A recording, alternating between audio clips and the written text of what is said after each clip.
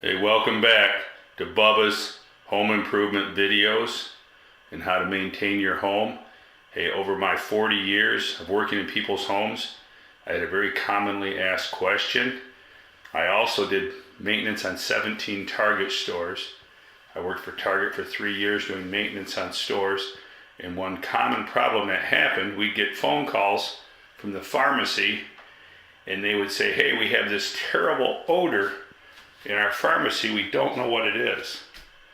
And well, it turned out that there would be a drain in the floor at the pharmacy that they had for mopping the floors. Water could go in the drain.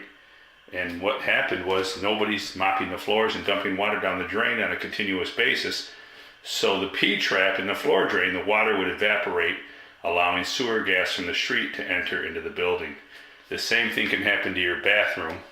I had people say, hey, I've got this bathroom and there's a foul odor in my bathroom and I can't figure out what it is.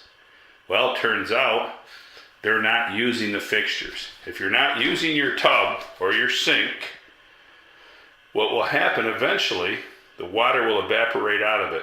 Believe it or not, I once found in a home a toilet that had no water on it in the basement. Sewer gas was entering the home because there's no water in the P-trap. A toilet is a P-trap.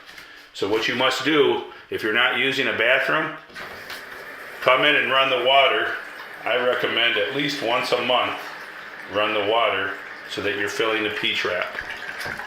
Your foul odor will go away. Problem solved. All right, man. Keep them going. And stay tuned for more of Bubba's home improvement videos. Soon to come. And keep it a secret, but go tell a friend. Bubba's giving home improvement tips.